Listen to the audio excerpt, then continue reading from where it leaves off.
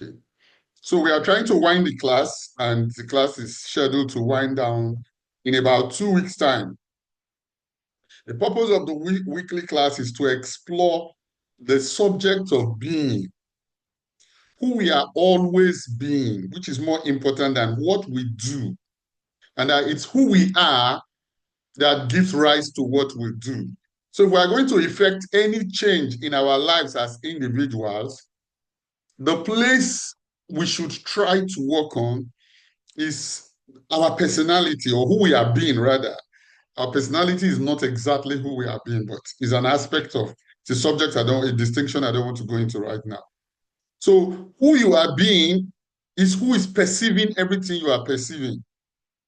And in the last two weeks, 2 Saturdays, we've been kind of centered on practicing, and the subject of practice is interpersonal relationships.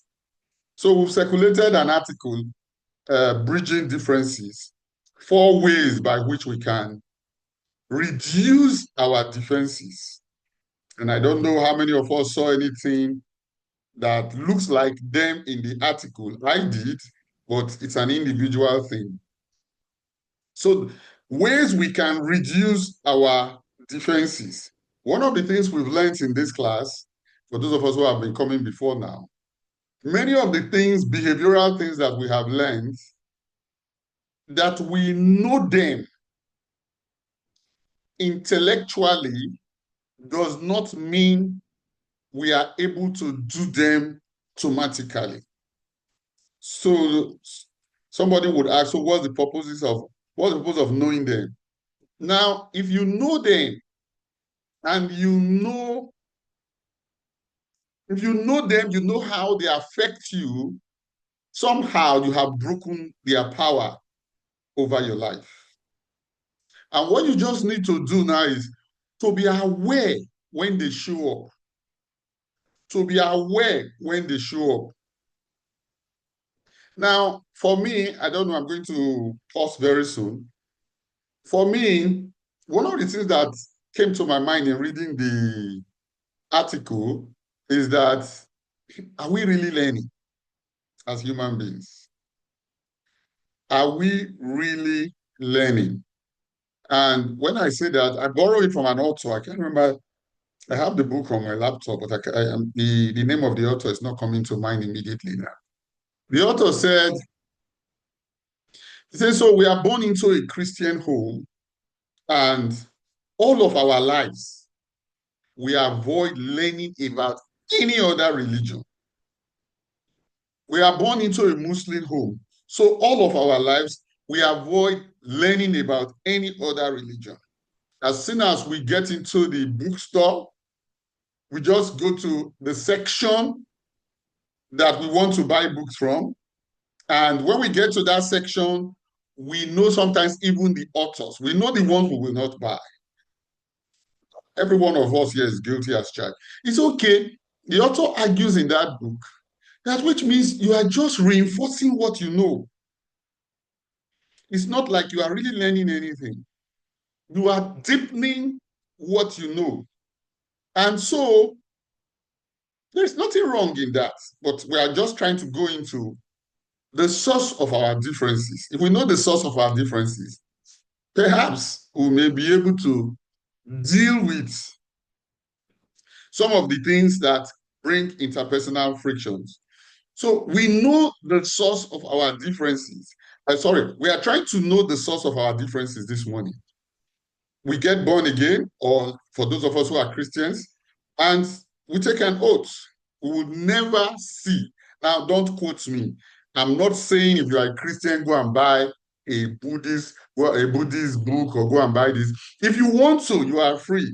If you want to just see what it's about, you are free. But the idea is that, so we reinforce the beliefs that we have. When we reinforce the beliefs that we have, we erect walls. We erect walls that show up every day. Yesterday, a friend of mine, old schoolmate Uniben, John Ogunlela, posted on Facebook a new Chinese warship that is unmanned and that is able to deploy drones from the air.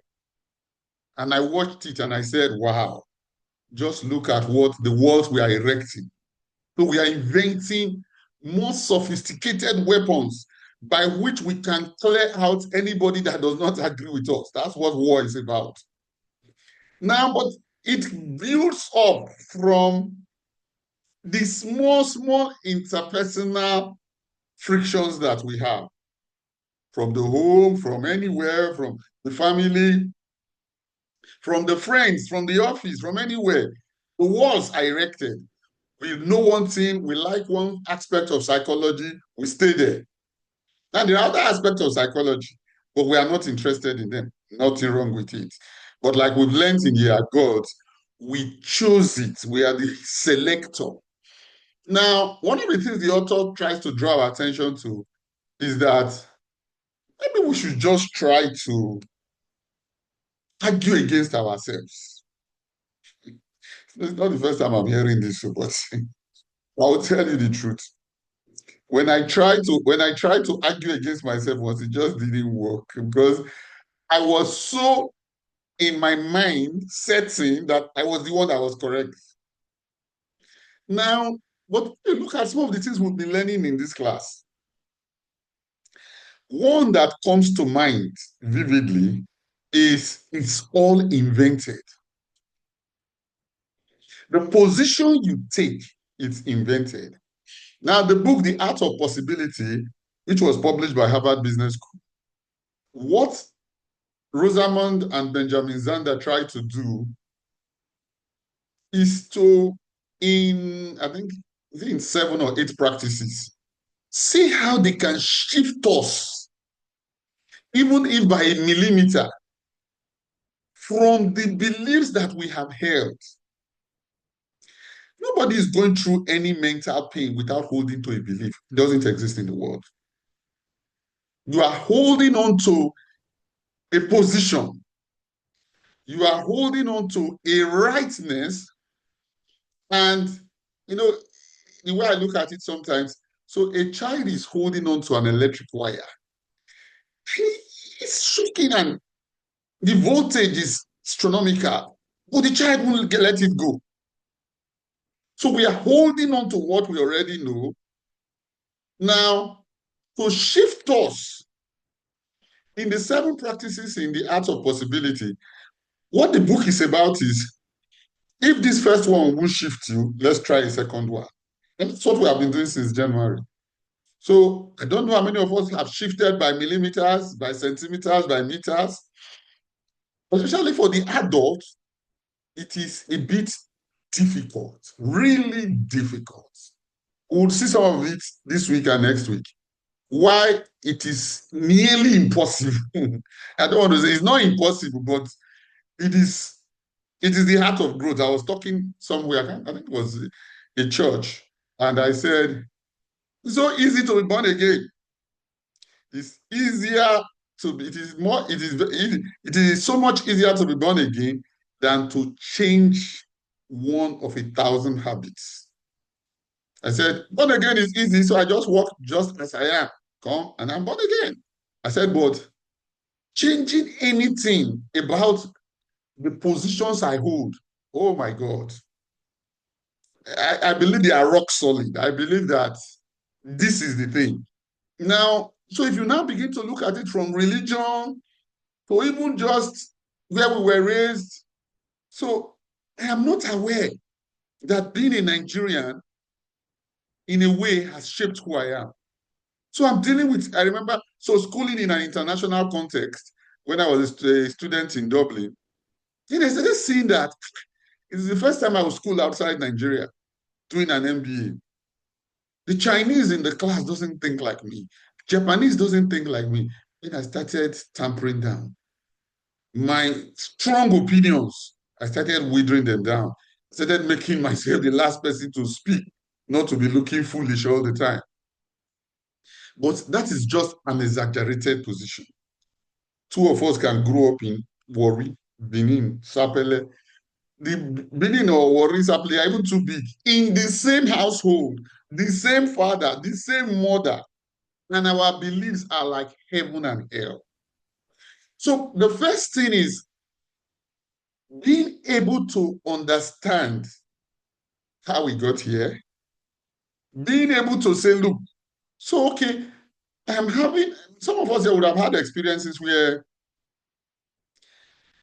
after you have taken a position, a while later you found out that the position was wrong. Now, in chapter one of the Art of Possibility, it's all invented. So if we just really, if we can really believe and say to ourselves, this position that I hold, I invented it. I'll tell you, it's easier said than done. Sometimes it looks so certain. I was doing NYC in Kano, and there was one Alhaji Muhammad. He did all his best to make me a Muslim. He so liked me. We met in a computer class, and he was very wealthy, and I was very poor. He would carry me with his car, show me wealth. Then he would say we should go to the mosque. I know the end point. The one who get there will not come down. Because why? Because my mind is fixed on from my own religion. I will say, if you like, dash me this car, dash me your bank account. I won't come down. I won't bring. He will say, tell me he has a spare mat. I will wait in the car for 1 hour. I will off the AC. I will sweat in it. He will come back. Then we will leave again. But he was patient. Throughout the NYC, I didn't enter.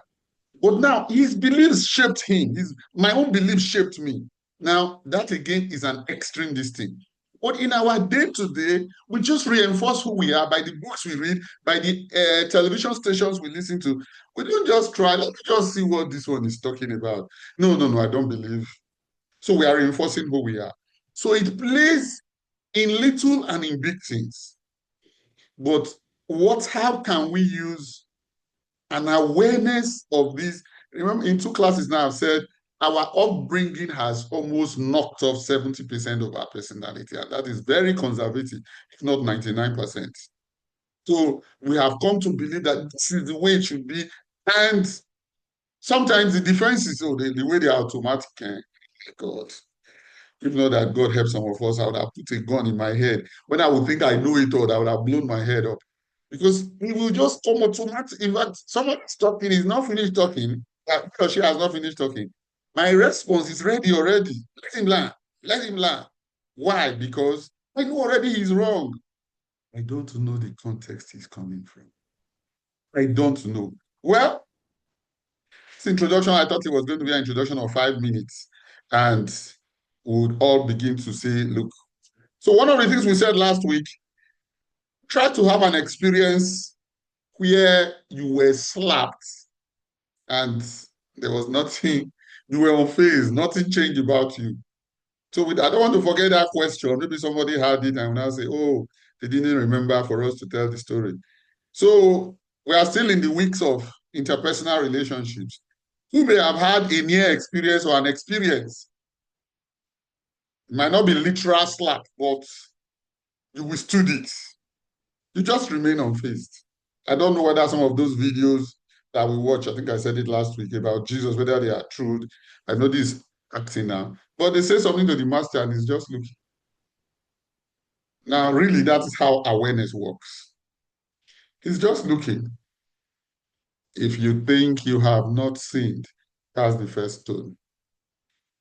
There is no reaction. And I was reading an article yesterday. See, when you start living as gods, you don't live as a chemical reactor. You live as a creator. Inside you, what do I want to create? All right. So much too long. So the floor is open to anyone who has something to share from an awareness of being, may not be the slap, but somewhere in the course of the week where you were able to catch yourself and you ask yourself, who was I? Who am I being? And it changed something about you. The floor is open.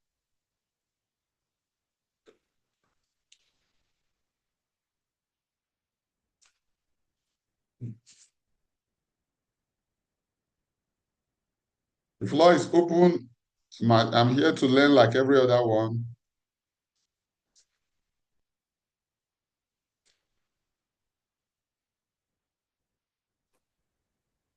Good morning, Coach. Good morning, Janice. Go on. I just want to share some of the notes that I wrote down reading the article that you pasted on the group. Um, I jotted down some things that really hit me and consolidated some of the things we have been learning in this group for the whole year. One, the article talked about our desire to be right, that we have it, we as human beings, we have that desire to be right. And from what we have been learning in the class, that we have to learn to be open, we have to be open to learning and genuinely listen to other people's perspective. Like what you are saying, that oftentimes because of the AI in us, somebody is speaking, you have already come to a conclusion, you're just waiting for that person to land so that you can say your own view because we already think we are right because of the context we are coming from.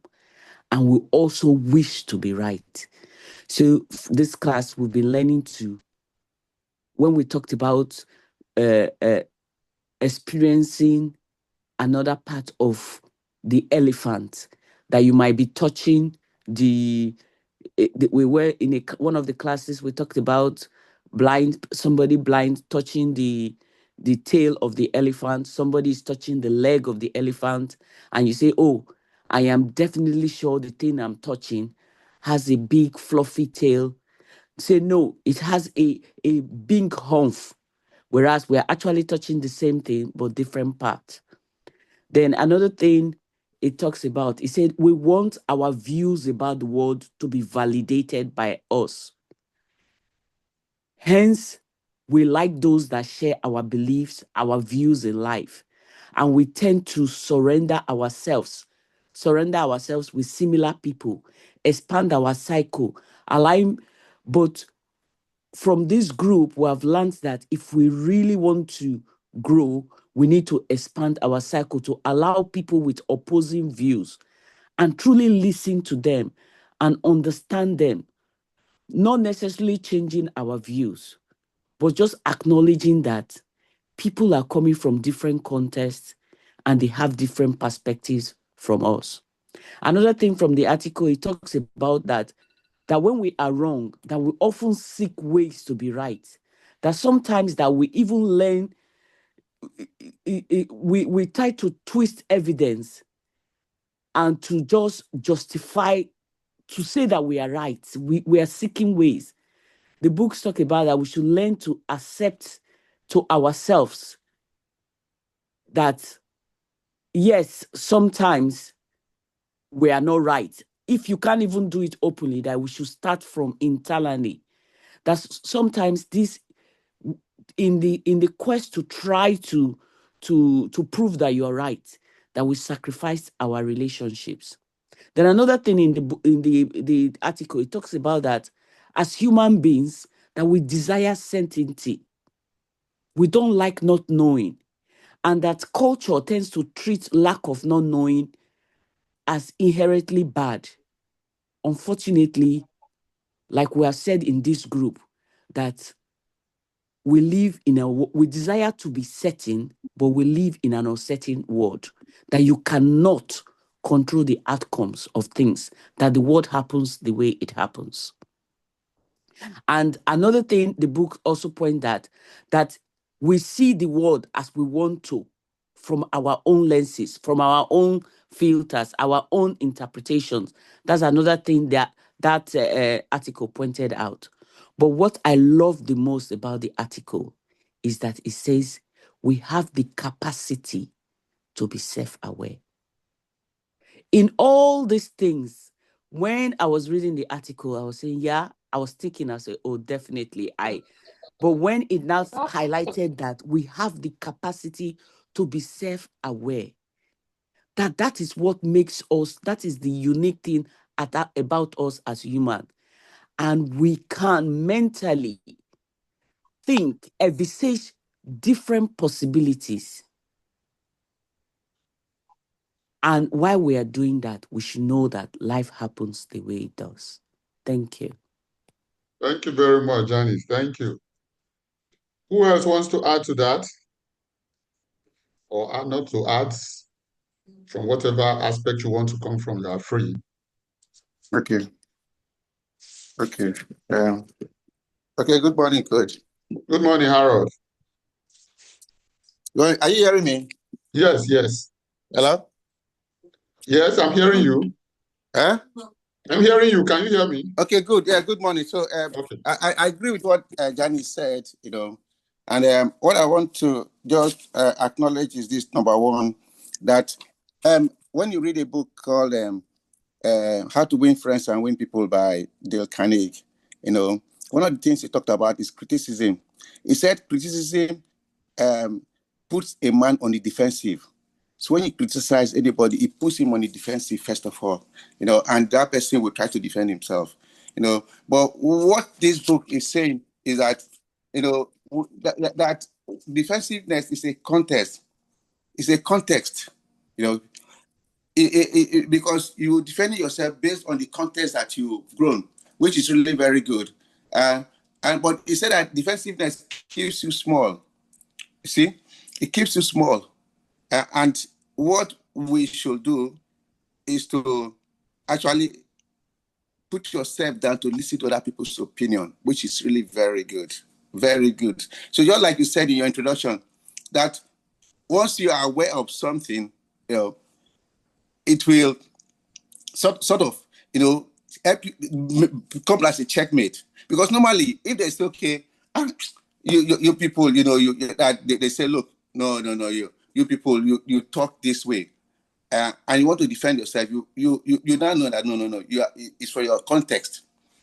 Yeah, from your context. So listen to other people's opinion, and then know why he's saying that. So it's a very good thing. And one of the things which I like is, that you strengthen it. I know I need to get more of that one. That if one area of your life is threatened, you should affirm, you should affirm meaning by looking at other areas of life. If, for example, in your workplace, you've been either sacked or and you feel your ego is down, you should strengthen meaning by maybe going to church or other areas where you have family and friends, where you have values, to bring it up, so that you don't start blaming that area and putting yourself down. So in other words, it's like a flexibility. I need to get more on that one, but it's like a flexibility. Don't beat yourself down because one area of life you've been brought down. Then you just hold on and beat yourself down. No, get meaning from other areas of life, which is really very good. So another thing he said, which I like, is that we are interdependent. You didn't create the clothes you are wearing, the food you eat. You didn't. So you should not look yourself like an island or that you are a superstar. We are independent human beings, and it is really very good for us to actually look at that from that perspective. And come to think about it, if somebody's opinion is contrary to your opinion, at times you might really want to fight it. I remember when Ben Ayeje, that was in NT, I was serving in Enugu, and the man came to television and said, it was during Easter time, we prepare for Christmas, and the man went to television and said, Jesus did not die on the cross. Ha! If it's even the person interviewed him that day, it was fire! Fire!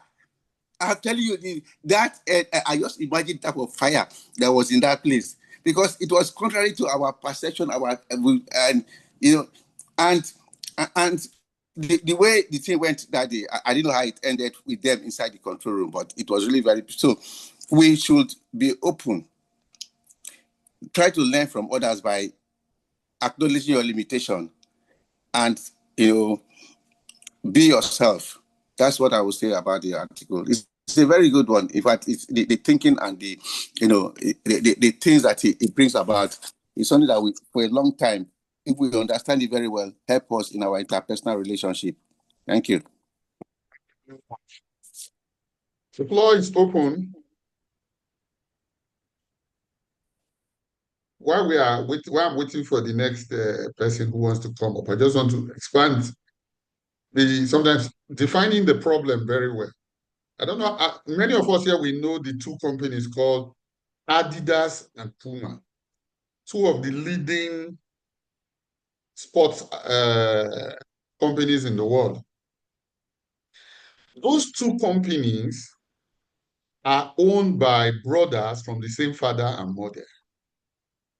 If you read the case study of Adidas and Puma, you will see where they have tried to arrest one another.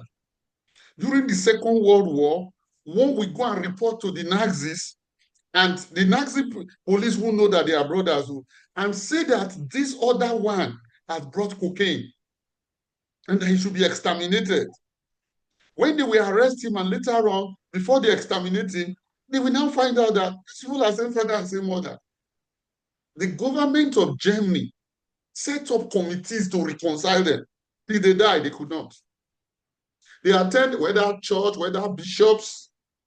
Now, that is just how we hold on. In the 1984 Olympics in Los Angeles, one bribed the US customs to impound the shoes of the other, that they should not be allowed into the US. Now, but their contest and fight brought the two. They didn't grow by looking for market share. They grew by trying to outdo one another. Now, I'm taking a class on it sometimes a year ago or so, or 2 years ago. But the question has not left my mind. If I am one of them, how will I lower my guard? Because if you are not in the frame, you get to the office, you really just believe. See, sometimes that cause your day to go south. You just get there, your superior or subordinate has rearranged your office. Why? Why? Why? Who tampered with who? Then you are flared up. There is no consideration whether your office table needed to be changed to another angle. They didn't tell me. They didn't do this. How can we get to the place where we can really bring this knowledge into play immediately? There is psychology saying there is a talking person, a reasoning person inside us. He talks in my book, Realizing Mental Wrestling. I call this your artificial intelligence. He talks 10 times faster than you. He's telling you immediately he's an idiot. She's an idiot. Then you act. But I mean, from some of the part of my introduction, Harold, Janice, awareness is the key out. But I want somebody to help us with a step, describe the situation. We have all gone through it here. There's no exception when it comes to this subject. How am I going to catch myself in this defensiveness and transcend it? Floor is open.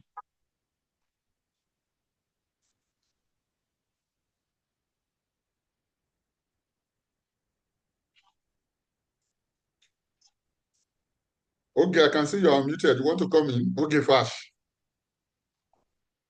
No, sir. No, sir. All right. Just listening. Thank you, sir. Okay. The floor is open.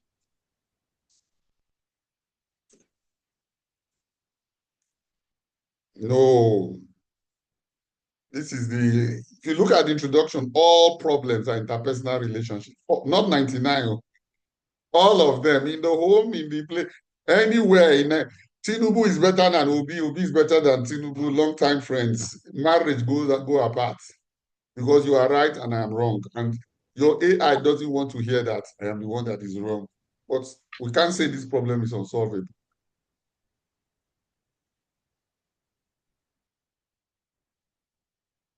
Good morning, sir. Good morning, Harriet. Good morning, everyone. Yeah. Talking about our beliefs. I know if we had a better, openness or open mind to certain things, maybe life would have been somehow better. There would have been more peace in the whole world. But I know we have also been talking about our beliefs are what have actually formed us right from beginning. And it's easier said to think that we can really break those beliefs and be more open. I have some examples, like although we didn't have this kind of experience that we're having now, this kind of knowledge, but even as I have it now, I'm not sure I would have made a different decision. When my daughter was going to go to A level, she had the choice of doing religious studies. And we went for the taster class, and they said, you should be able to prove that there is no God. And she was bent on taking that subject. When we finished the class and we came out, I said, you are not taking it. You have to choose another subject. Because all these ones we have been trying to build children to know God. Then you now go and prove that there is no God. The other side of what we are teaching. I said, what if they succeed and convince her? That means we will not start struggling with that aspect in our house again. So we put our feet down. It led to quarrel. She was saying that that's the subject you like. We say you will not take it. And she ended up not taking it. She chose other subjects to go and do. You understand? So for me, I know we've grown up all these years knowing that Christianity is the way out. But how do I now, come to that part where I will now be so open to say, let me start reading all the other books and start seeing what they are believing in? What if it starts shaking my faith? So it depends on your level of faith or where you are. If not, at the end of the day, the knowledge you are looking for can bring destruction too. Because for me, I have peace now. So I don't know. Those are the things I'm just looking around and thinking. My husband was with us in that taster class that we went, and we know the quarrel that the thing led to. So now that we know this knowledge that we are talking about, would we at this time, if we had another child that wants to go to school, to say, go and learn other religion? I don't know. Thank you. Okay. Ejiro, I'll come to you, but I think I like a perspective that Harriet has brought. Okay, let me hold on first. Ejiro, come in. The floor is yours.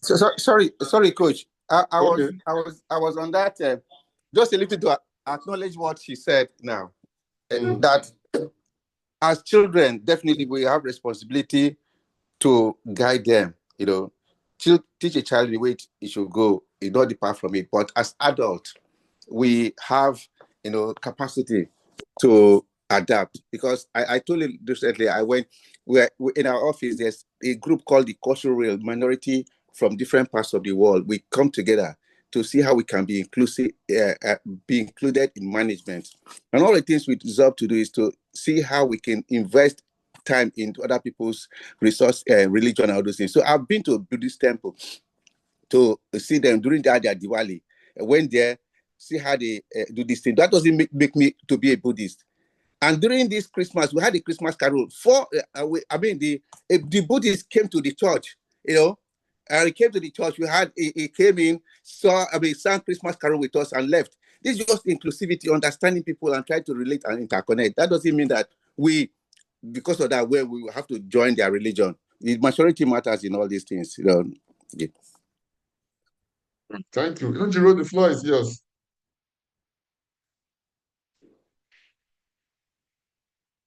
Good morning, sir. Good morning. Good morning. Okay, so from what Maharaj said, children should be guided. I don't think you have to allow a child to Your be internet quality looks manipulated by poor. that. Oh, Go on. wow. Yeah, go on. We can't hear. I said you should allow a child to be.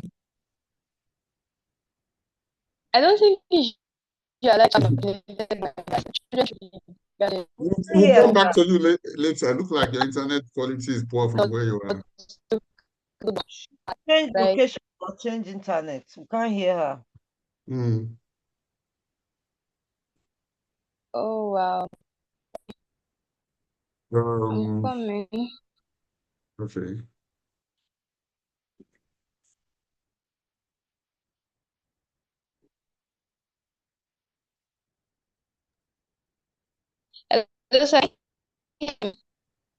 Go on, let me see.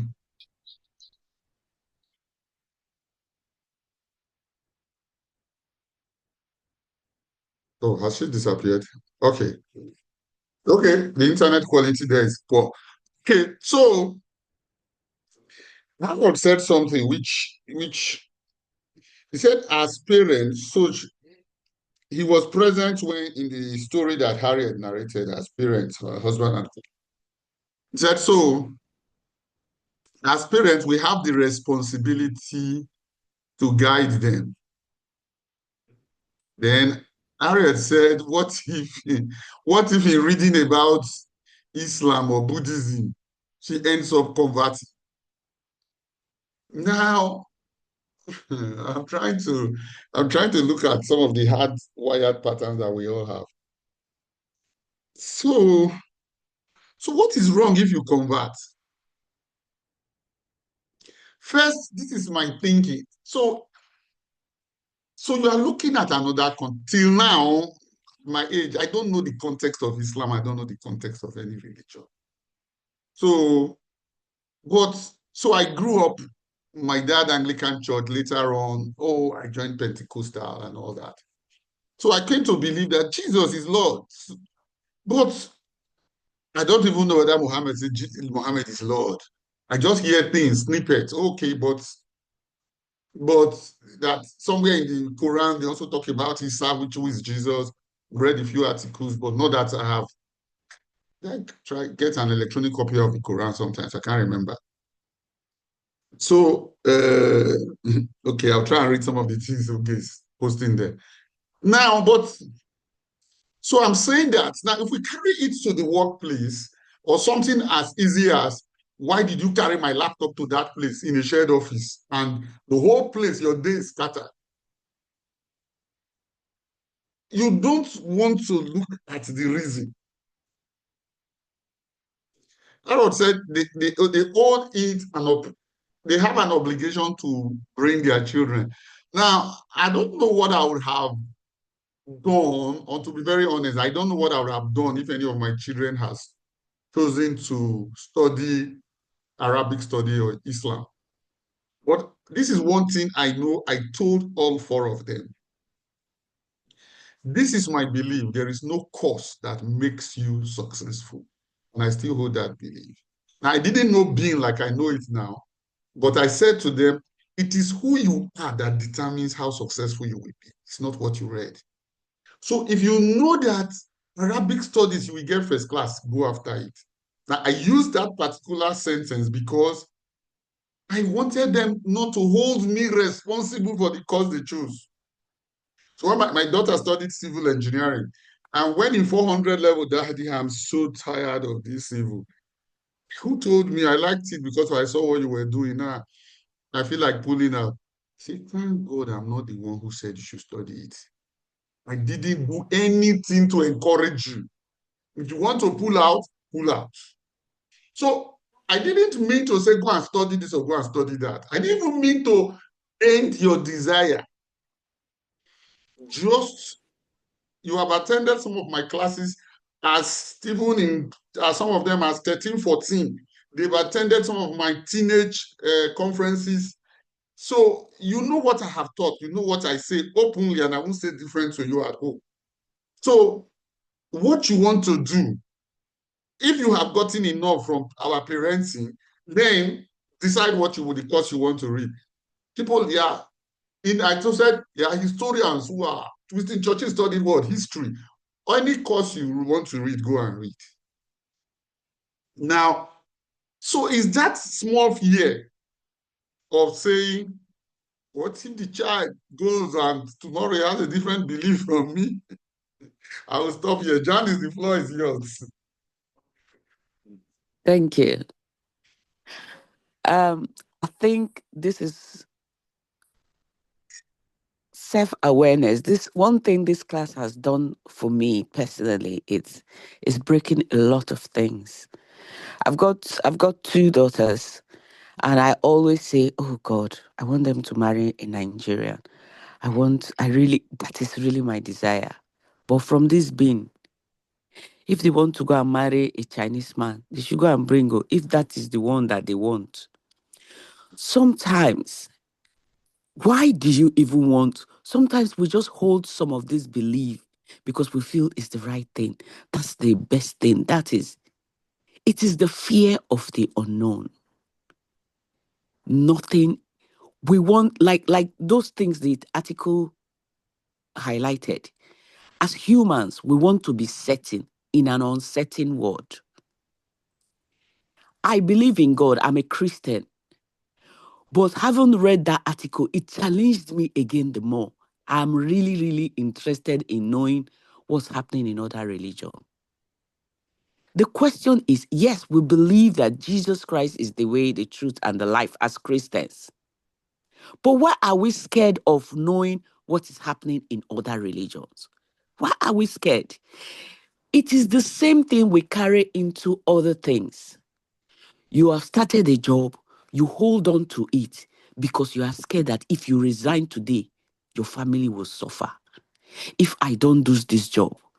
Here, give an example of people that have been in the UK. You find out that there are some people that came into this country, they are doing care job, and they are so scared of leaving. There are people that have been in one profession and they are stuck there. They just feel there is no job. I was discussing with my husband this morning before I joined this thing. I say, the context from which you come from, every week, I was telling him that, do you know that for the past few months, every week I've gotten invite to come for a job that I did not apply for. I say, whereas people are crying, there is no job. I say, it is the context from which you are coming from. I was listening to Mr. Tunde this morning that was talking that he was feeling like a genius because he was getting job. He changed jobs how many times? The truth is that our belief hold us back.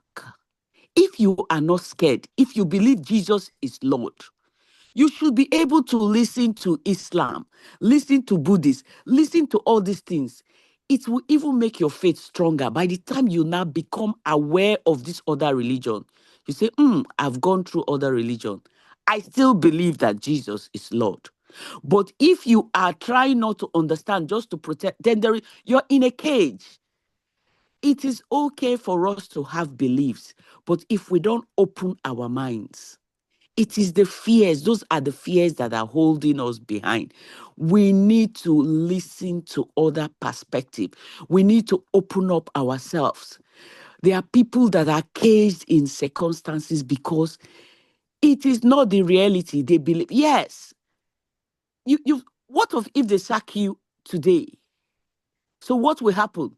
You've seen people that they feel that, oh, I cannot leave this job, and they sack them, and they did not die. They survived it. It doesn't mean it's not going to be tough. Maybe they went through dark days for the next few months.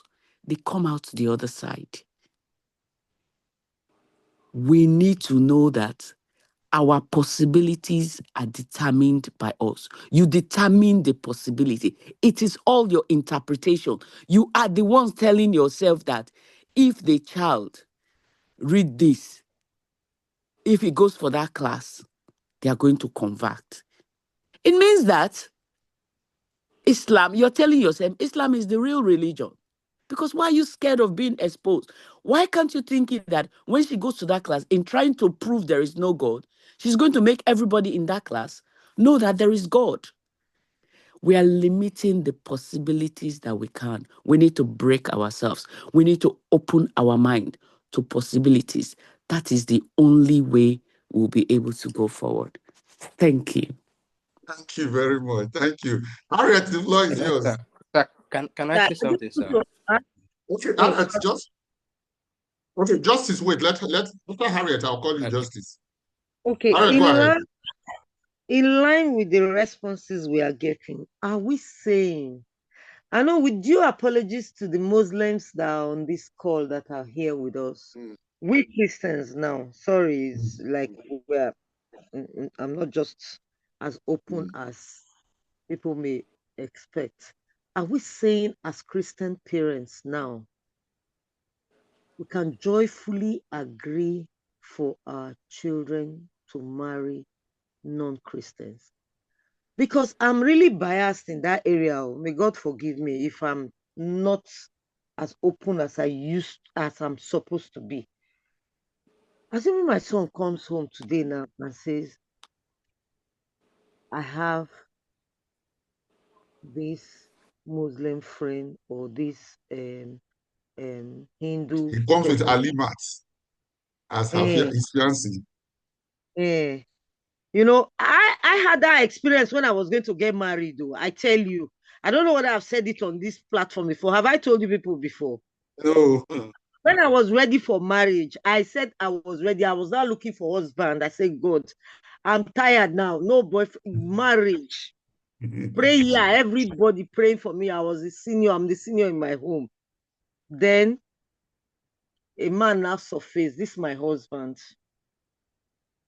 You know, I looked at him, sized him up and everything. Yeah, somebody that looks like I can live with. But he now said he's an ekanka. I said, what? Now what? What does that mean? Me, I know Muslim. I know what is the meaning of. Because I asked him what church does he say doesn't go to church. I said, what is the meaning of that? Where do you go to? He said, they believe in Ekmaster. I said, what's the meaning of that? And by the time he explained a different religion that I did not even know about, I said, this one will not come and waste my time. Oh, please just go. I'm looking for husband. I don't have a problem at all. Then you know to make things worse, sorry, you know said their marriage, they do it very early in the morning before people wake up. Very early in the morning. I said, what? So me, the senior child of a home, we say I'm getting Before married people before wake up, you are married. eh? Before people wake up, they say they have done my marriage. I said, let this one just go, Jerry. Let me look for somebody else. You know, so in that process, I told him I'm not doing any relationship again. Let's end it. If I was trying to convince him to be a Christian, he was trying to convince me to be an atheist. I was telling me everything that makes them good. My mind was closed. I didn't want to hear anything. You understand? So at that point, we separated. I said, go, let me go my own way. So later, it's a long story. This is a class. So he didn't find peace. He had to go to the church to give his life to God. And that was when the relationship came back again. And today he's even hotter than me in church activities and God and following God. You understand? So now I've seen my journey. I've seen the peace I have enjoyed. Then I will now open Hello, my eyes. please, I can't hear anymore. I don't know whether I'm the only one. You might be the only one. Everybody has been hearing you. You will listen to the replay later.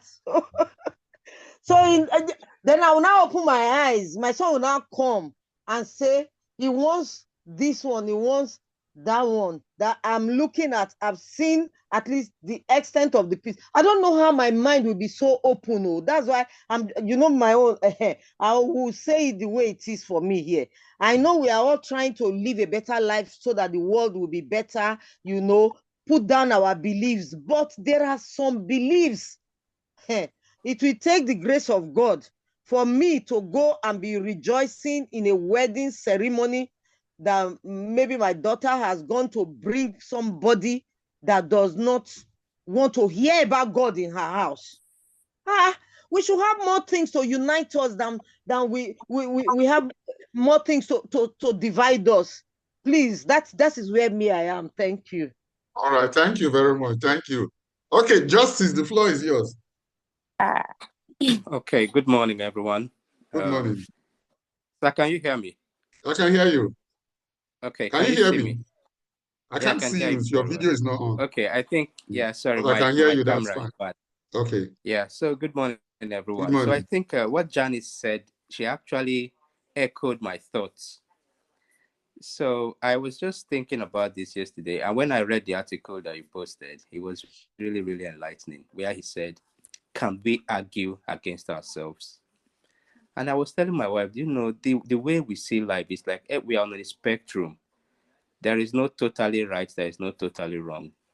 It's just like saying black and white for everything. So it depends on where we are. Some of the things we do, we didn't just get to the point of our beliefs today. They've been ingrained in us until it becomes automatic. So trying to change it might take a while because we are no longer in charge of how we react. It's been ingrained by consistency of receiving message. Hearing word has a way of changing us at that base level where it becomes automatic if something doesn't suit that background automatic setting that we have now. And we think we are the ones really doing it. It's not. We have been indoctrinated to think that way. But that's point of saying, can we actually argue with ourselves and try to see if we can be wrong? People are scared. And I think Janice really said what I wanted to say. Like, we are already afraid of the unknown. So I think anybody, wherever you say whether you're right or whatever belief you have, you are right because you are on a part of the spectrum. But I think if you consistently hear a message like we are doing now, over time, it tends to really, shape us. And sometimes if something stronger than our fear hits us, it might be able to point.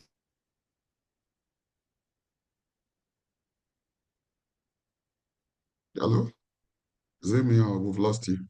Justice, are you there? Like we've lost him. Okay. Okay. Okay, the floor is yours. If he does come back, I'll bring him up again. Okay. Morning, sir. Good morning. Morning, teammates. I was actually jumping up when I heard Madam speaking.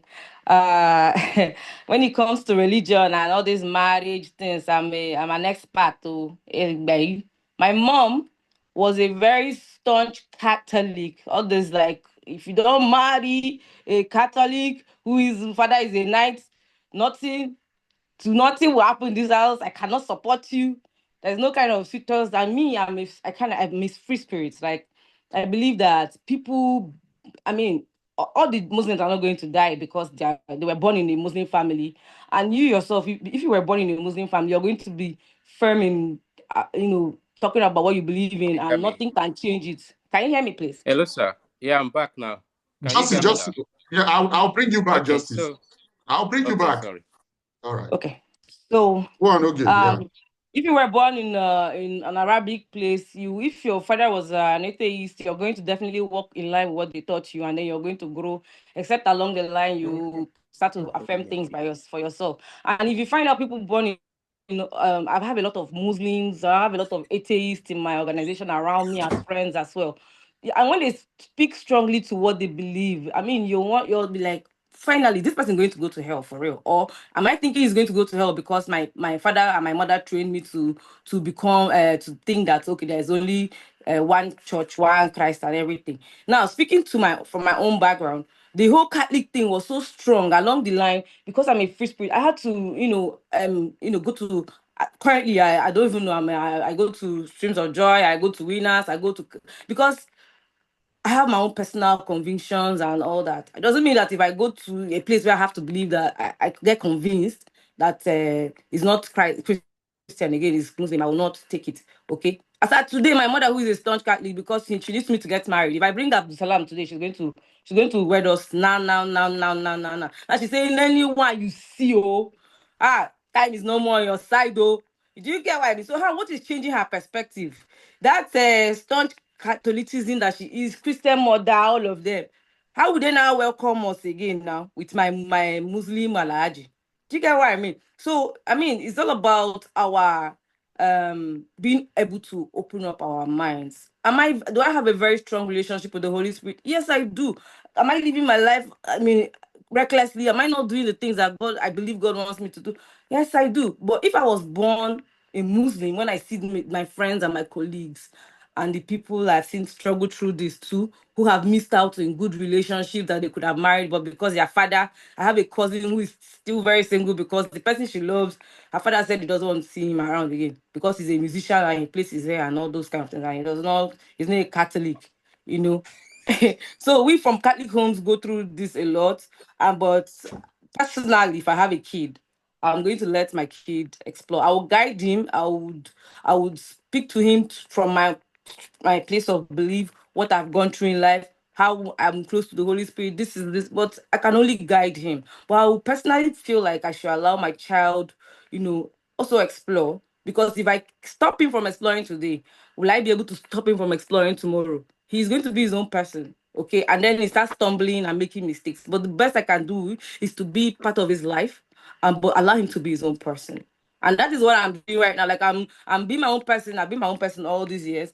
And in my house, all the block rosary people, all of them, I think I'm the one that my mother is saying, I have only you now. I'm like, Asal now. Do you get what I mean? So what changed in her own thinking? What changed in that way? Then also, we will go back to the article that we read, where they spoke to our humility and also allowing others to be.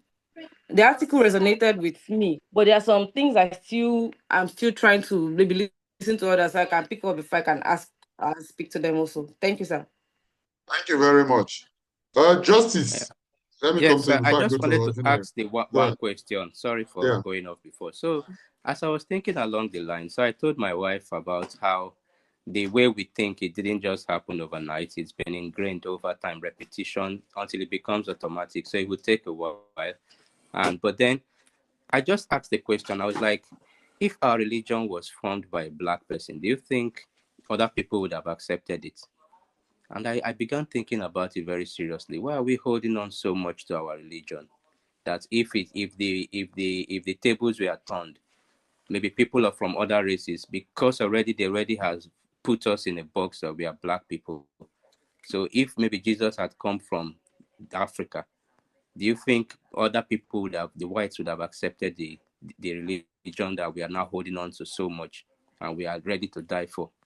So I just think I'll end at that. So it's good we argue with ourselves and then try and see what would be the worst if I learn from other people's own perspective. Thank you. Thank you very much. Mr. Adunayo, the floor is yours. Thank you, sir. Thank you very much, sir. Good morning, coach. Good morning, everyone. Good morning. Wonderful contributions. So, we have people of other faith on this call. So, I'm just wondering how they feel we discussing these things. But I will soon narrow it out of religion. Go on. yeah, yes. But so the perspective I want to is so I wanted to just provide a caveat that my own response is really around those who are of the faith, because when we speak Christianity, we must be able to remove the theology from the spiritual.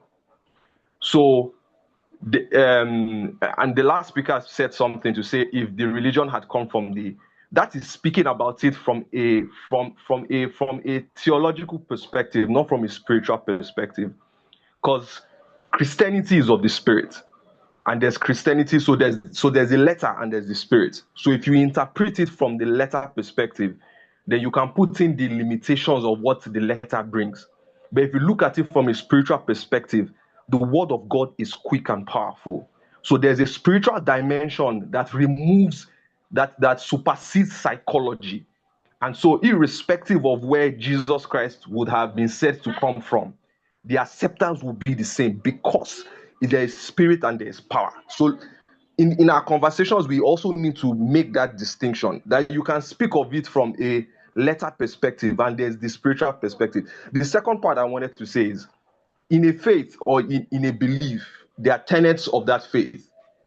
The reason why we see Islamists rising up is because people are taking some tenets from the text and apply it in the dimension that they understand. And I love the fact that we all have different perspectives. But in addition to that, the faith is driven from what your belief is driven from what, not from what you are told, but what the script that is a boundary for what you believe says. And if you look at what the script of what you believe says as a Christian, which is the Bible, the definition of who you should allow to marry is clearly written. There's no confusion. It's not a gray area. It is an area that is clearly spelled out.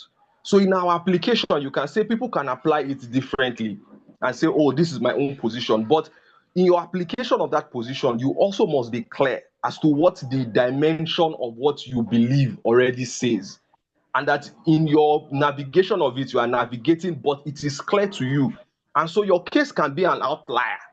But what does the scripture say? The scripture is clear. So and I know that yes, we are trying to be open-minded, but in our open-mindedness, let us be guided by, especially when you begin to talk about spiritual matters, be guided by what governs your faith and what it says. I don't know. That's so it's difficult for me. I'm struggling to discuss this in an area like this because I mean we are looking at it from a broader perspective. It's easier to speak about it from a spiritual dimension, but from the spiritual dimension, the spirit is spirit. We must engage life through that perspective. If you are engaging from that context, like Madam Janice talked about, what context are you engaging life from? So even in your openness is not from a position of doubting the position you are coming from, because the moment there's a doubt, of the spirit behind where you are coming from, then of course that's where the fear of releasing where you are from, but when you are sure and you are clear that the spiritual dimension is where you are operating from, and then you can interact with any other position knowing where you are coming from, because the context you are operating from is clear. So the context that Christians operate from or believers operate from is the context of the spirit. So I just wanted to put that out there. I don't know if I made sense. Very much. But There are a lot of comments on the chat that I'm yet to be able to read. I'll come to that. So, Dr. Dafiwari, before you come up, I just want to say this. So now we've been looking a lot on the wider perspective, but I want us to find a way now to begin to bring down the funnel, to tailor it down to the everyday life. Now, I want to say this. So we've been talking a lot on the broad religion, the broad two religions of Christianity and Islam. But here is the reality of life. Your beliefs is your religion. It's not different from Islam and Christianity. When you get to the workplace and the other person doesn't agree with you, it's religion playing out. For Puma and Adidas, look, the fight was so intense that the village where they came from, the town or the local government, if you are eating in a restaurant will show there, I am for Puma. If they see you as an Adidas person eating in a Puma restaurant, you can be killed. The thing went into German society, two brothers fighting. You have to stay with one. Now, your beliefs about your organization is your religion. Your beliefs about human conduct is your religion. It's just like Islam and Christianity. You have come to work believing that you are the right person. That's the way. I mean, if you get look, little things you've been in relationships. I remember one of my friends who we wedded on Saturday in Winners. But the next Saturday he was divorced. He said he didn't know this what marriage was about. His belief. I don't know whether they didn't date. I can't just say hi in 1 week. You just found out. You argument broker. Now it's your religion. This is what I believe. There's one of my friends who it made me kind of believe today that I don't marry too late in life as a man. He married at 51 and he married 20. He had never been married. So it doesn't 51, he married for the first time. And when we were talking one day in Transcorp in Abuja, so yesterday, the way has changed, the whole city. I said, wow, if this is what marriage is about, I'm not ready. Just call her. Elena, come here. How did you meet this sitting before? How was this sitting before we got married? I was looking at him. Said, now reverse the furniture. Now, your beliefs is your religion. When you get to your place of work, you have carried your religion there. Now, for those of us who said, I know that Jesus is the way. That is how the Muslim knows that Muhammad is the way. The same way you know that this is how your table should be arranged. It has caused trouble. One person is on suspension. HRO is trying to settle you people. It's the same thing. Now, I want to see how we can bring the funnel down now. It's this, we are practicing religion all the way. In realizing mental resilience, I said something that it dawned on me that even if I was a Christian, but I was raised in China, I wouldn't be thinking the way I think now. What surrounds me, how I grew up, how my beliefs were formed, and I finally came up with who I am. Now, even within Christianity, Oge was talking a while ago, Catholics are different from Pentecostals, are different from Jehovah's Witness, are different from, what's the name of this other? There are so many versions, to 50 versions, if not more than. 3 weeks ago, the Pope entered the mosque in Turkey, and a lot of economics, CNN, they were hailing him. The first time a Pope is entering a mosque. Now, we've built the walls. We build the walls of identity. We build the walls of who we are. We go and all kinds of war. Allah said this is the only problem in the world. But the article we are looking at today says we can look at the context from here. It's not even with a view. I just know where you are coming from. So if I know where you are coming from, if I'm talking with somebody, okay, you lost your father when you were this, you did how you grew up. If I get to know it, and the situation we are talking about seems to mirror evidence that, look, some of these things that I know was because I'm likely to be more patient. So, but now we say, I don't even want to know your context because I know that this office should be like this and not like this. Dr. Dafewari, the floor is yours. Thank you very much. Thank you. This is my first time of joining this program that has been on since January. Thanks to my CEO, Dr. Austin, who invited me. I read the article shared, and the discussants have been doing very well about the discussion.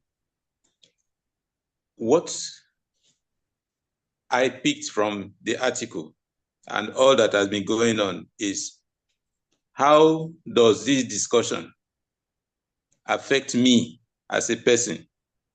How does it affect my relationship with others? How do I work on my walls that I've developed over the years? A lot has been said about religion, Christianity, Islam, and Buddhist, and so on. Permit me to come a little bit into this religious belief. The Bible says that evil communication corrupts good manners. While I was growing up as a child in the village, my parents used to tell me that when a goat walks with a dog all the time, a time will come when the goat will start eating physics like dog. The Bible also teaches us that we should train up a child in the way he should go, so that when he's of age, he will not depart from that way. So the point I want to bring to this discussion is that this discussion is for adults, not for children. Liberalism, those who want to leave their children to just explore.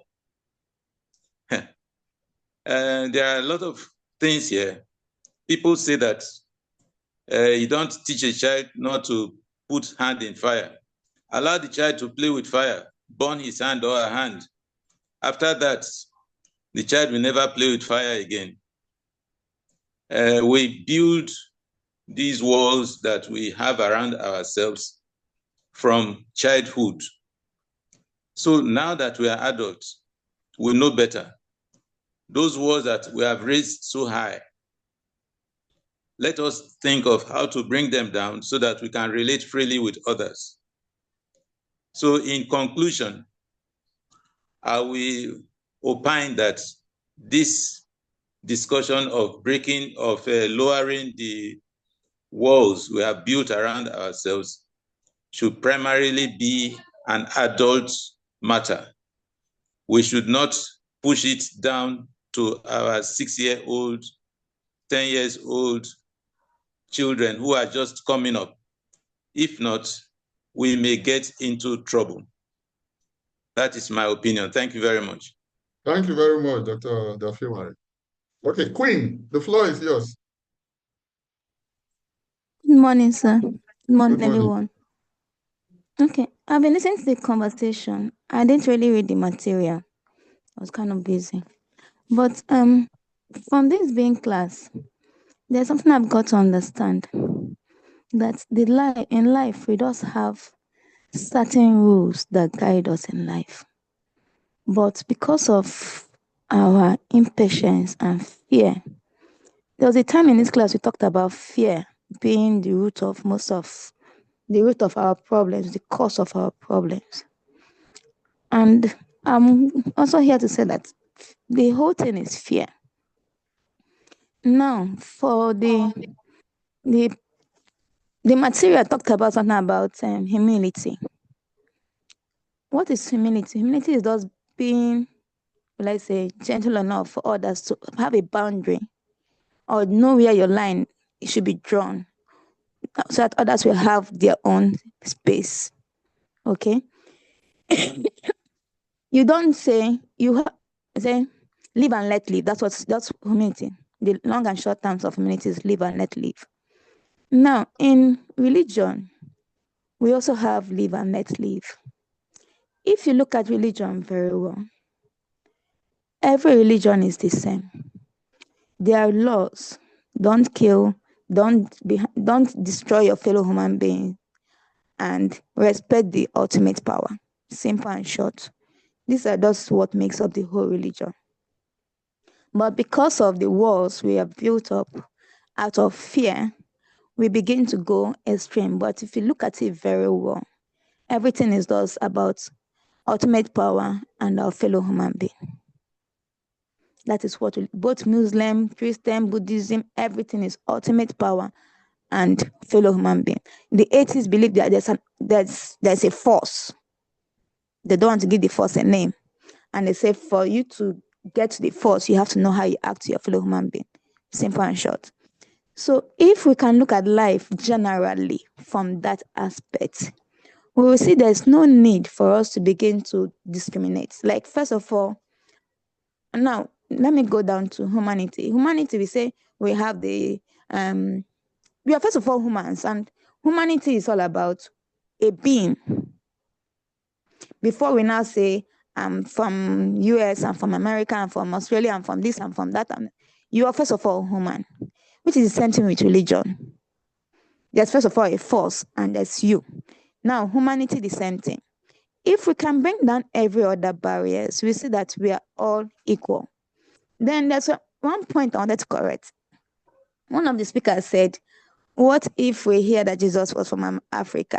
Would we have a different perspective? The Bible says Jesus was from Nazareth. What part of Nazareth is in the world? Jerusalem is what part of the world?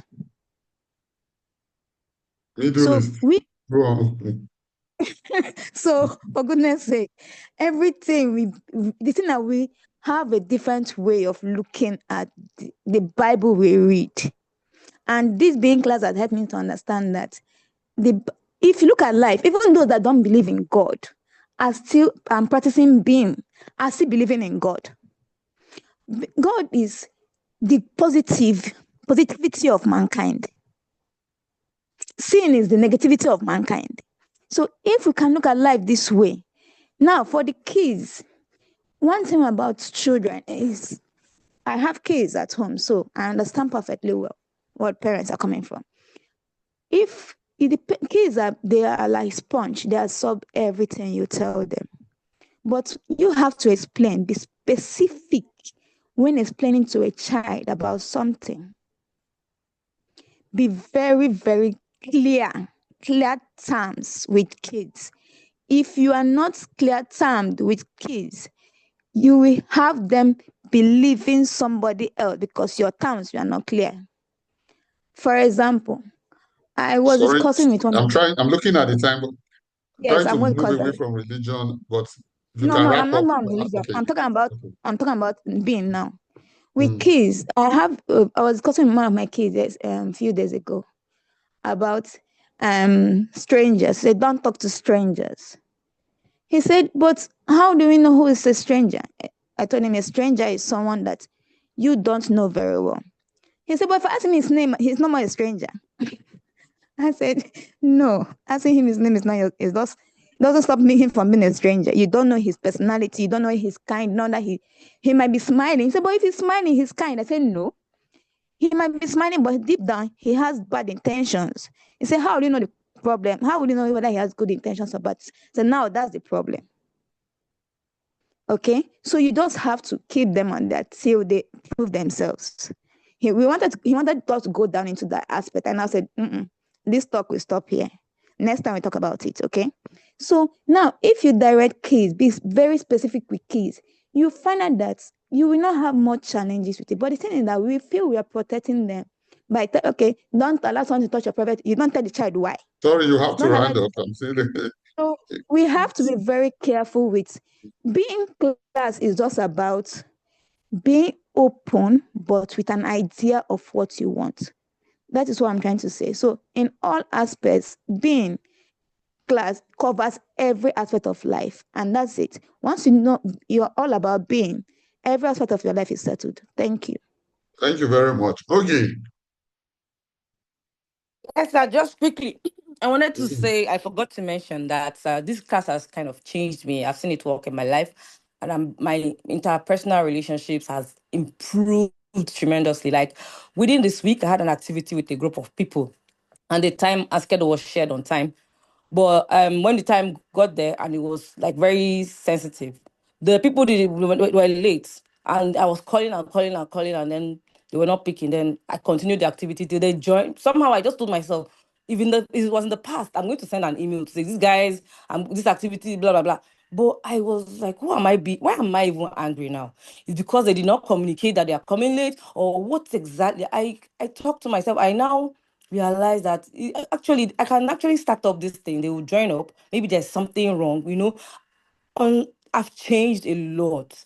So by the time the lady came in, she funny enough, she didn't even say, "Oh, I'm sorry for being late." She just said, "Ah, that's not way they come late for this side, though." No, me, I for shout, I lie. I will scold her there. But because of this class, I realized when she said that, I had already started the work, so I didn't even need her really. It's just she was supposed to witness the activity. So I didn't make it a case. I realized I was so calm about it. Do you know that after a while, the other team members they were like, "Oh, this babe is pregnant too," and my mind just did cho. What if I had scolded her? What if I had gone? What if I sent an email? It would have been a very bad day for everybody. Like I wouldn't feel bad when I realized she's pregnant. And I'm like, so why didn't I even make that? What if she's not even pregnant? Why would I even still be mad? So I'm the one that is making myself really get upset for people not showing up, not being on time, not being tardy. You know, I mean, thank you so much, sir, for this class. Over. Thank you very much. Okay. I like that consideration. What if I send this email and find out later that this girl is pregnant? I have been in minimum 10 situations where all of my adrenaline, do this thing to this stuff, do this thing to this stuff. And it's like holding myself not to do it is almost tears. Then maybe an hour or two later, what do I notice? The context of the person's day. I just didn't know anything. I would have almost killed myself if I had done the thing only to find out that what the person that closed yesterday, today is not the person's situation. All right. Janice, the floor is yours. Thank you. I just want to come back to the introduction that we had. When you introduced the class, you talked about self-awareness. Now, that is the key thing. It's for us to be aware that wherever we are coming from, it is our interpretation. Whether it's in the context of like the scenario that Oge gave, it's your interpretation. Whether it's the context of religion, it's your interpretation. It is the context from which we are coming from. So we started the class. It's not that our interpretation, we are not trying to say an interpretation is wrong. There is no wrong or right. There is no should or shouldn't. I like to always use that word. There is no should or shouldn't. We are not arguing which is right and which is not right. We are just pointing out that in this class, we should be aware that whatever standard we are taking, you need to be aware that it is from the context from which you're coming from. It is from what you believe. It is from the way you have experienced life. It is from the way you have grown up. We are not saying you should change it. But if you know that it is from the context, the interpretation, from what you believe, you have the power to change it. It is not, once you are aware that you have the power to change it, the next question is, do you want to change it or not? Nobody is saying, open your perspective so that you can change it. No, that is not the answer. It's that self-awareness for us to know, why do we do what we do? Why do we react the way we react? Why do we behave the way we behave? Why do we believe in different things? It is that awareness we are describing. And the center of it, of this being, is we have come here for different reasons. Some of us have come here not because we want to change our religions, but because we want to make money. Some of us have come here because we want to improve our health. You need to go back to your document. Why have you joined this class? If you know the reason why you joined this class, you don't need to start arguing that, oh, I want to go to this religion or not. That's not the reason you came. It's your belief. It's fine for us to have belief. Hold on to the ones that are serving you. Hold on to the one you're okay with. The reason you came to this class, if it's to make money and become a billionaire, or somebody like me, is to become a CEO of Fortune 500 company. That is what I'm chasing. Thank you. Thank you very much. Hello, sir. Just I a, have something to say. Yeah. okay. Just a quick one. Yes, sir. I think at the end of the day, we are all motivated by pain or pleasure. I remember the first time you tried telling me something about mental resilience. That was about 2021 or 2020. It didn't really resonate with me because at that point, my software was totally different from what you are saying. So I think we usually will resonate with people at the same wavelength with us. So at the bottom line of our programming, we are all running towards a feeling. If I'm holding very strongly to my opinion, is because I feel secure in it, and I'm afraid that the other one going the other way will bring me more pain. So I think at the end of the day, some people will come to some point of realization later on in life. But I think the Bible says that most of these changes come from hearing. Salvation will come from hearing, and hearing by the word. So what are you actually hearing all the time that has fixed you in a certain way? So if you want to get another different view, stop digesting a particular kind of information for a while. You know, just allow that basic programming to a little bit reduce the hold that it has held on you, and maybe then you can begin to even accept the fact that there could be another opinion that is valid, that needs to be sought after. So at the end of the day, to conclude from what I feel is that whoever, like as parents today, the best we can do for our children is to try as much as possible to get them to start reading and learning as soon as you can. Allow them to start reading. That's the most powerful thing anybody can do. Expose them to knowledge, let them read, let them try to make decisions for themselves. You can guide them, but if anybody can be able to seek knowledge, don't try as much as possible to feed them one kind of knowledge all the time. I'm not talking about religion now, but the point of trying to make them get to the point that at the basic part of their programming is all about them getting information and thinking for themselves. It will really go a long way. Thank you.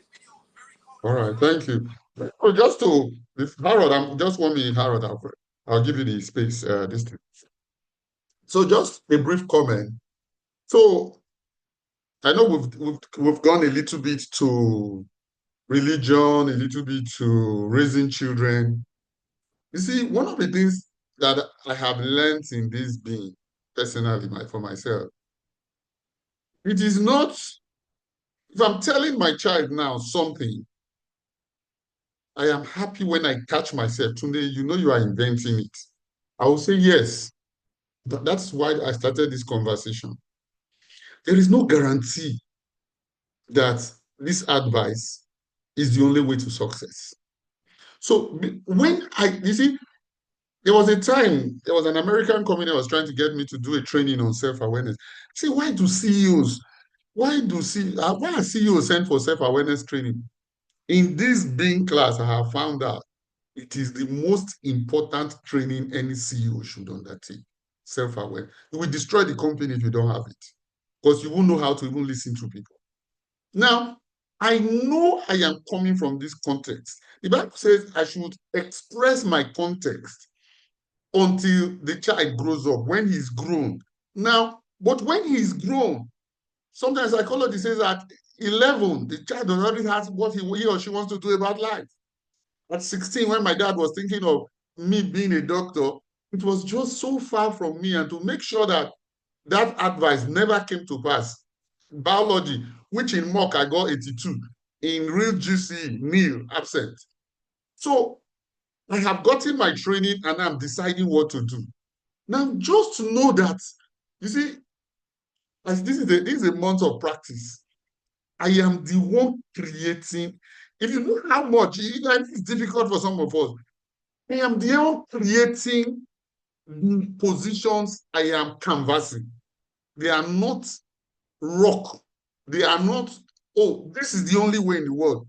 See, when we look at religion, sometimes we make one of the big mistakes is Islam, Buddhism, Christianity. The religion we have, it's the subatomic level. So while in the Bible, two persons who were going to Paul and who was it? Paul and who? They were carrying the same Bible. The disagreement was so sharp that they parted ways. Now, these are people who were sold out to what we call the gospel now. Now come to the level. So why do we divorce pastors? Why do churches break up? Is it not the same Bible? The religion is more than we have not been able to get to. The religion of our personality. You see, when last week we're trying to we moved a bit to a book, Becoming Nobody, and I talked about I think it was this Sonia who talked about Jesus being a person of no reputation. And I went to read one of the translations. He said, I think even in the King James, he said he had to become a human being. He humbled himself. He removed that. He let down the defenses. He brought his defenses so that he can hear. If he didn't bring down his defenses, he would not be able to hear what the other ones are saying. He had to bring down his defenses. So one of the things is, if we can get to the place where this is my personality, but self-awareness will make me know, Tunde, you and Janice, you are not the same. Same father and same mother doesn't mean that you are the same person. Can you lower this thing so that you can hear what she's saying? Now, look, in course of 30-something years of working, I have seen people in my office, in different places I've worked, who were from Eastern Nigeria, brought somebody to get married to. So religion is not the Christianity. Because the person is not Igbo, not Igbo, Igbo, the marriage cancels. Another one will say, not just Igbo, Owere, it has to be Owere. That is the father's religion. Now, how can we? So we get to the office. Our religion is our beliefs. And we are not letting God. And there is trouble and chaos. Look, if you read the works of Alfred Adler, everything, all problems are interpersonal relationships. When Omo Kirendo said recently, after he was appointed, I was nominated as an ambassador, Tinubu is a savior. Some go to some of the WhatsApp group, this man is always a hypocrite. And I said in one WhatsApp group, that is all invented. He invented that Tinubu was a devil. He has come up with a new invention. That old invention is not going to serve him now. Now, I know you see, religion is deadly because of the ferocity with which we hold to it. But people kill one another in the same house because their personality is their religion. It's not the Bible, it's another religion. A religion more deadly at the subatomic level. Now, that is, if we don't get to it this week, we'll get to it next week. Harold, the floor is yours. So many comments on red. I was whether we can read them. Harold, you are muted. I don't know. Okay, sorry. Thank you, Coach. This this issue today is really very. I think it touched a lot of core, and it's good. Like Janice said, if only the self-awareness we raise, that and you can go with this, is going to help me. So as a leader, what does this thing? How does it affect me? See, one of the things I work in a multinational organization, and I do a lot of interviews. The last time I was in an interview, and it was a young Muslim boy, very guy. We were looking for talents. Interviewed a white girl, I interviewed the Muslim boy, and I said, okay, this guy, it's good to bring him my team. I said, but to bring on that Alakuba again, you see where my culture comes in as a Christian. No, coach, don't laugh. But you see, I'm a being.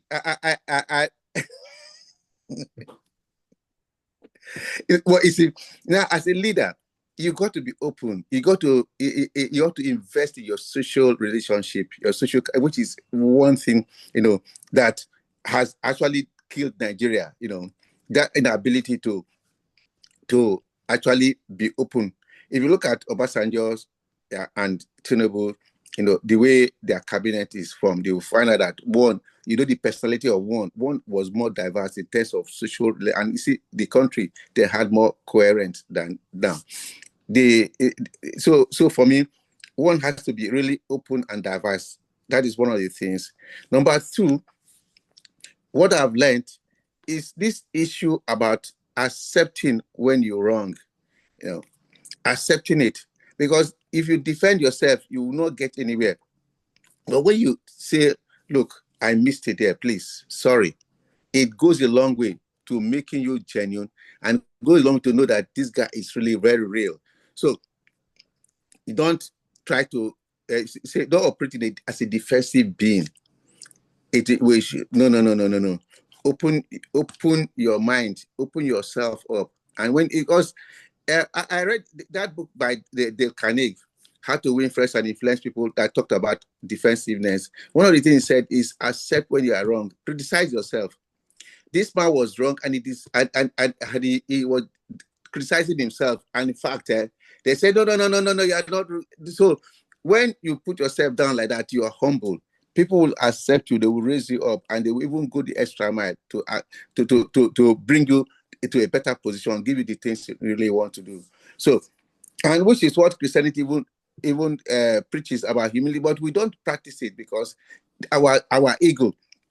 Then lastly, like Coach, you said, if you live in Nigeria and you think the Nigerian way of bringing is a superstar, but when you go outside, one of the things I discover when I see Nigerians abroad, one of the things is that they leave their home without actually planning. So, because I deal with the White House, if a Nigerian comes to you and he will give you a post to say, I'm going to this place. But the white man or the other people from our culture, before they leave, they already planned where they are going to, how much it's going to cost them and everything. So it's not as if that is where you're going to find out. Everything is planned. And I say, this is the way we think, and that's how we govern our country. Nobody, just fire brigade. You don't even wake up in the morning. You don't know whether the budget you are even give is correct. It don't affect people. So it is a very good thing that we're doing here, please. So people, take it seriously. Read the books that are recommended, and I'm sure we'll be better persons than what we were before we started this being class. Thank you.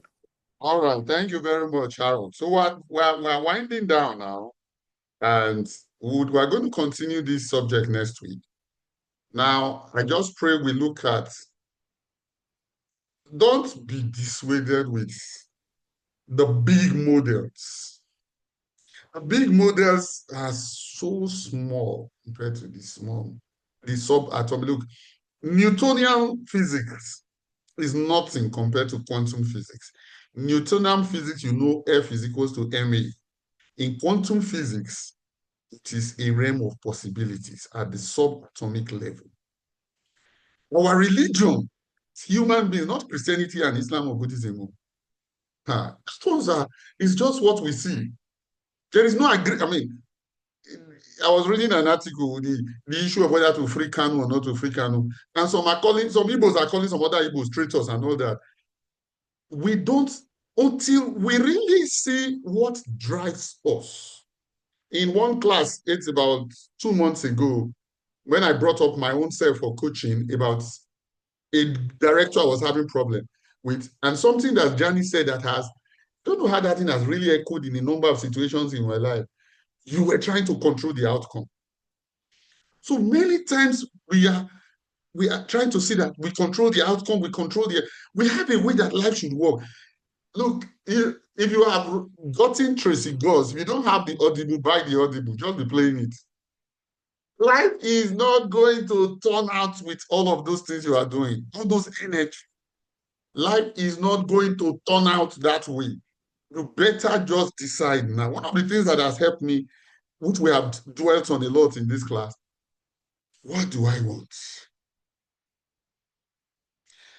If you can get there before our automatic this thing takes over us, we get into the office in the morning. Just one small thing. I remember I worked doing a training for a hospital once, and little thing, a doctor was passing the passageway, and some other doctors were laughing. This female doctor said she was the one. The time when the hospital had to bring the case to me, that I was the staff of the hospital. Their laughter has nothing. Now, our automatic being is constantly talking, constantly not giving people space. Now, we need to look, okay, they are talking about me. Let me assume, what do I want? If you can just bring yourself to that place. I'm trying to control the outcome. Harriet gave a story that I really like. When I need husband, now this one, hey, now look, in the US Navy, when 2 naval officers, you can't settle them. Can't remember again how they do the thing. They will put them in a boat, and the way the Navy designed the boat, if one person disagrees with the other and comes out, the two will die. The two will sink. They are forced to settle by themselves. You know, I was listening to Creflo some days ago. See, sometimes God will bring us to that place where the walls collapse, where you are forced. Maybe it is the pressure of marriage now, and suddenly, I have one of my brilliant staff some years ago who is married to a Yoruba guy now. She used to just say, oh God, my God, forget. If it's not from Anambra, I will beg him to marry an Owerri. Right now, she's Mrs. Lagunju. Whatever. Sometimes we are brought to the place where your personality or religion cracks. I will never take this. I remember a particular company where there was a lady in the company who was very, very outspoken and all that. And the husband works in Chevron here in Lekki, phase 1. And somehow the husband lost the job. She became the breadwinner. When she became the breadwinner, she continued that outspokenness. Then what happened? The MD fired her. When the MD fired her, she just saw that 3 months before the husband lost his job in Chevron, and now they are not the same. When she got home, she said, I have to change. She came to meet somebody I knew and asked the person that, look, you know Mr. Tunde, he knows the MD. He wants the job back. So what Mr. Tunde will tell you, Mr. Tunde is going to tell you to go back and lie down for the MD. Say, I'm ready. Now, when she really came to me, I said, it's simple now. American, they can't stand you lying on the ground. This is well after she got back, so she went back to the place where she would collect her termination letter. She just knocked the MD. So before the MD will say, who asked you to come in? She just lied on the ground, started rolling. The MD said, even the MD couldn't believe, this is not the FA I knew. What is going on? Stand up, stand up, stand up, stand up. Please stand up. What do you want? I want my job back. Say, go to HRO. You can't stand this. Go. Tell HRO to bring that letter. Your termination is removed. Go and resume. Now, if you are brought to the place, Fashola said something. May you not be brought to the place where you need to choose who should die, you or your son.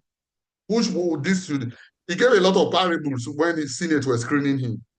difficult decisions of life where you throw away religion. You throw away this prison that you have lived in all your life. This is a month of practice. We need to, in the next 1 week and 2 weeks before this weekly classes come to an end, practice the awareness of who you are being. Continually, I always quote Michael Neal. There's a book, The Space Within. For the first 5 seconds, you did not react.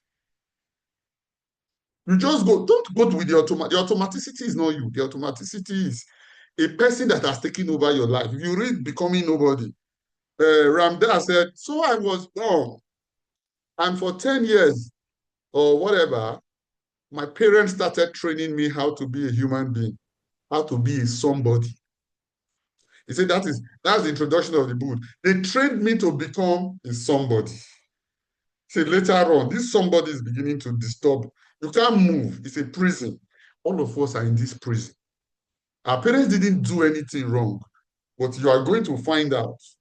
Jesus found for himself, I need to bring down these defenses. Otherwise, these people will not see me. If you read a lot of articles on Harvard Business Review, beware of labels. Once you have labeled the person a devil, once you see the person, it's a devil that is coming to you. Once the person knocks at you, once your phone is ringing, the devil is ringing again. Delete that label. Delete the labels you have put on people. Now, is it going to happen overnight? Then I'll be number one hypocrite in the world. But practicing the awareness of being. Look, a child will try to walk, fall. Just go, you stumble, you fall, but you are aware that you have fallen. Stumble. The parent doesn't scream. Nobody's screaming at you that you even knew. Sometimes the parents are clapping sometimes when the child first falls on the ground. The parents are happy. Be happy. Benjamin Zander said, when you catch yourself fall, give yourself a high five. That you caught yourself, that is the awareness. But in the terms of, if we don't practice, then tomorrow your habitual way, on Monday you get to the office, the triggers, the thing that want to set you on fire. The same people, they are coming. You know, when I started learning being, I remember the staff I fired last year in my office. Staff dealt with the staff publicly after I've humiliated her in the staff meeting. I went to my office. I left the staff room and I said, deal with them today. Later on, when I was studying being, Tunde, you were rejoicing. Now you just finished the person's sense of self-esteem. I wasn't the same person again. And since then, I've not done it again. But sometimes we are not even, the way we set up the context is more than these big models called religion. These ones are the things that deal with us. It's not Islam and Christianity. That one is the wars within the home, the wars within our body, the wars within neighbors in the same place is more than the big models. Michael, the floor is yours. I hope you are the last person. Good morning, everybody. Mine is a short one. Good morning, Okay. Coach. Good morning, everybody. The discussions have been interesting. I didn't want to comment because if I go into the issue of religion, I'll probably talk for too long. I just want to toss out a line. I just read that somehow, for some funny reason, I'm having a little bit of divided attention. And I was just scrolling through one article, but listening as I was doing that. And I just came across a line. For those of us who have been talking about religion and all of that, it's somebody called Alan Turing, I think died sometime in the 20th century. He said, the quote is, science is a differential equation. For those of us who studied a little bit of advanced mathematics, religion is a boundary condition. So for those of us who have done some mathematics, I think that's something interesting to ponder on. That's all I wanted to just toss out. Okay, thank you very much. You have to really understand calculus to know what those two statements mean. Okay, let me just read some of the comments as we close down.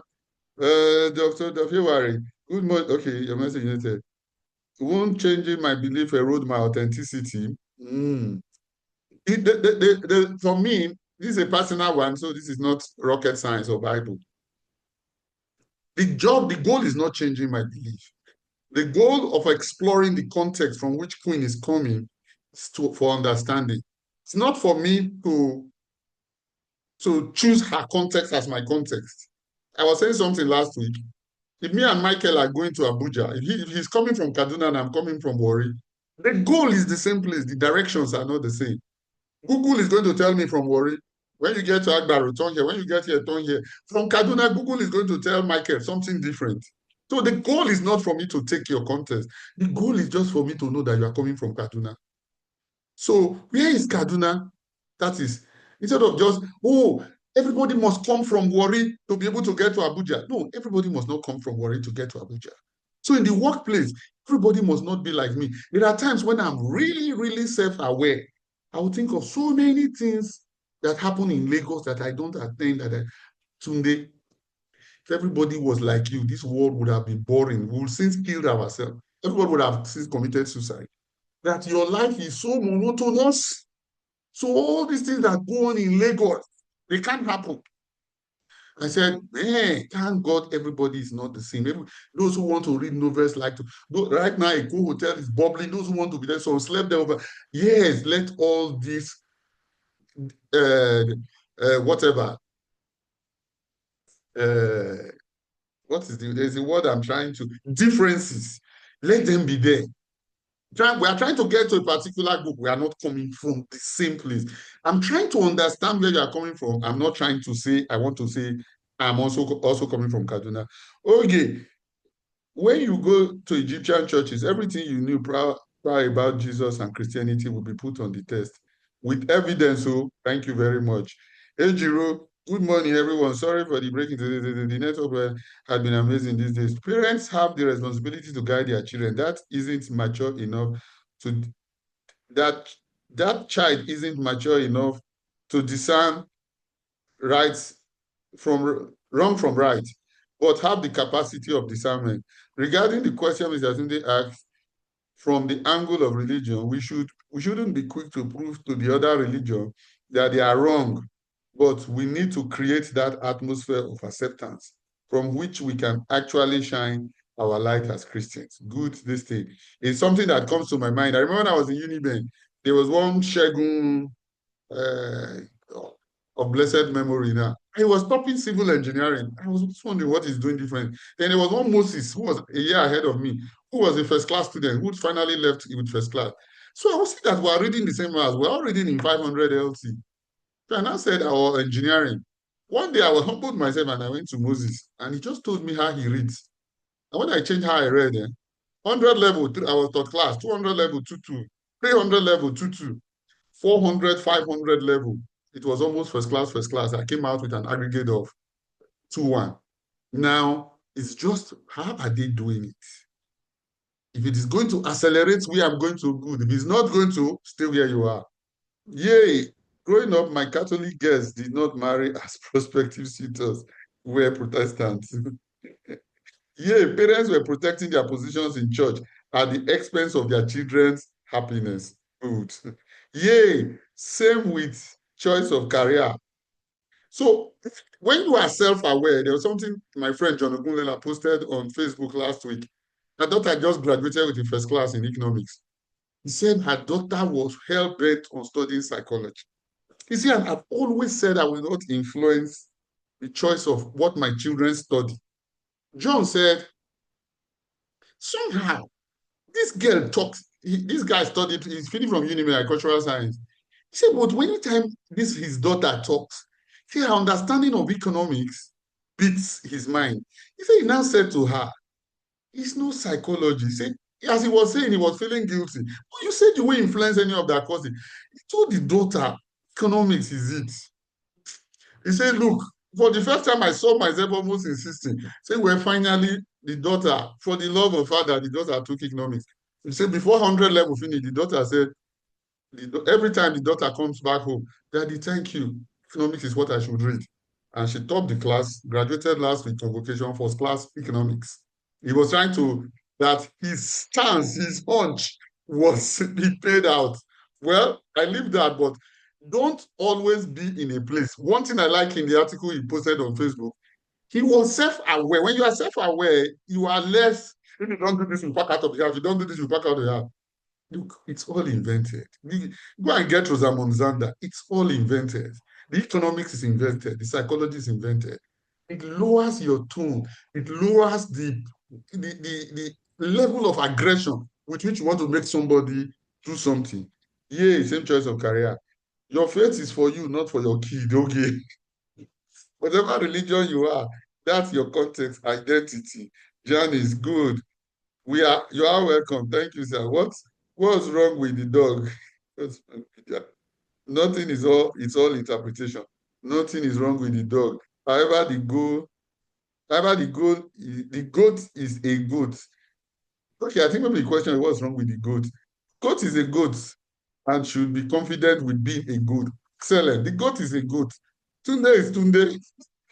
Don't let open-mindedness move you away from your operating context. What's working for you into a being that you can't recognize? What's working? Don't let your open-mindedness move you away from your operating context that is working for you into a being good that you can't recognize. All right, cutting. If it's working for you, keep it. If it is not, we said that many times in this class. Is this behavior carrying me to where I want to get in this organization? If it's not, consider another one. The whole art of possibility is human beings are difficult to even move 1 millimeter. So the guy tries, it's all invented. After that chapter, if it doesn't work, he says, okay, you should try humor. He says, no, rule number 5, don't take yourself so seriously. And it has liberated a lot of people. You are too serious. He tries another one again. Be a contributor. All my life is to contribute to people's life, not to judge them, not to do this. He writes a whole chapter. If that practice doesn't move you, you are here to contribute to people's well-being, not to judge them, not to say they are wrong or right. Because in 7 chapters, he brings different possibilities that may be able to shift this permanent iron that you have become called an adult. Please send your account number to Madam Janice. You deserve Gelatu. Okay. Quick away from meeting. Okay. Otter. 2 being class left. Plan to attend. Thank you very much. Thank you so much. Thank you for being present and thank you for making the class happen for all of us. We'll meet again next Saturday and hopefully we'll continue in this class. And trust me, if we practice this self-awareness and we'll say what we want to say, but when we are aware, the thing is we are not aware. The thing is, I remember my dad was complaining once, one of my brothers, and he said, Tunde, the problem I have, say, talk to him. He said, he has no remorse. He's not self-aware. You see, my dad said, he's not aware of what he's doing. If he's aware, I won't be bothered. Now, that self-awareness, sometimes we need it in big dose. Thank you so much. See you next Saturday, and God bless you all richly. Have a nice weekend. Amen. Thank you, sir. Have a blessed weekend too. Thank you, Coach. Thank Thank you so you, much, thank sir. you, thank you. Thank Thank you, you. everyone. Have a nice All right. Thank you weekend. very much. Thank you, Thank you. thank you, thank you. Thank you. Thank you, sir. Thank Yeah, you, thank you so Shalom. much. Thank you. Yeah, have a great weekend, Same everybody. here. Thank Bye. you very much. Thank you. Bye, sir. Thank Bye, you, sir. Ogogo. Bye, Bye. Dr. Vic. My friend is Bye, here. bye, Her name is Harriet. Yasmin. She's saying bye. Sorry, you said? My friend is here. She listened with me. She says bye. Oh, thank you very much. Bye to her. Tell her to join on her own phone next week. Yeah, she says she will. All right. Thank you, Mr. Tunde. Thank you, everybody. Thank you, Bye. Janice. Bye. Compliments of the season, everybody. Same to you.